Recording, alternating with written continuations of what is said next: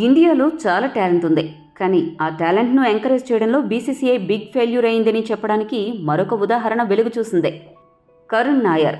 ఈ పేరు ఒకప్పుడు మారుమ్రోగి ఆ తరువాత మరుగున పడి ఇప్పుడు మళ్లీ వెలుగులోకి వచ్చి ప్రకంపనలు సృష్టిస్తోంది. కరుణ్ నాయర్ టెస్టులోకి 2016లో అడుగుపెట్టాడు. ఒక్క ఏడాది ఇంగ్లాండ్తో 3 టెస్టులు, ఆస్ట్రేలియాతో 3 టెస్టులు ఆడాడు. మొత్తం 6 టెస్టుల్లో 374 పరుగులు చేశాడు. అందులో ట్రిపుల్ సెంచరీ కూడా ఉంది. ఇంగ్లాండ్పై 5వ స్థానంలో బ్యాటింగ్కు వచ్చి త్రిశతకం సాధించిన బ్యాటర్గా రికార్డు సృష్టించాడు. కానీ విచిత్రంగా కరుణ్ నాయర్కు సంవత్సరం తిరిగేసరికి జట్టులో చోటు లేకుండా పోయింది. అప్పటి నుండి ఇప్పటికీ 8 ఏళ్లు గడిచిపోయినా కూడా ఒక్క అంతర్జాతీయ మ్యాచ్లోనూ ఆడే అవకాశం రాలేదు. డిసెంబర్ 10, 2022లో కరుణ్ నాయర్ డియర్ క్రికెట్, నాకు మరో ఛాన్స్ ఇవ్వు అని పోస్ట్ పెట్టాడు. అక్కడ సీన్ కట్ చేస్తే ఇప్పుడు దేశవాళీలో కరుణ్ నాయర్ దుమ్ములేపుతున్నాడు.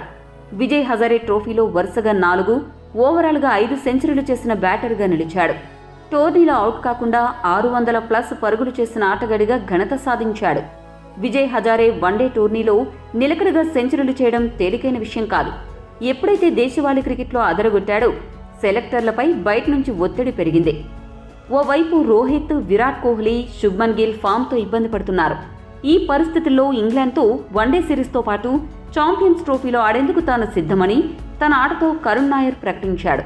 మరి కరుణ్ నాయర్ విషయంలో బీసీసీఐ ఎలాంటి నిర్ణయం తీసుకుంటుందో చూడాలి. భారత అభిమానులు మాత్రం కరుణ్ నాయర్ తాజా పర్ఫార్మెన్స్ చూసి టీమిండియాకు మరో బ్రాడ్మ్యాన్ దొరికాడని ప్రశంసలు కురిపిస్తున్నారు. దేశవాళీ క్రికెట్ ఆడాలని పదే పదే చెప్తున్న బీసీసీఐ ఇప్పుడు కరుణ్ నాయర్ను తీసుకుంటుందో లేదో వేచి చూడాలి. కరుణ్ నాయర్ను టీమిండియా జట్టులోకి తీసుకోవాలా?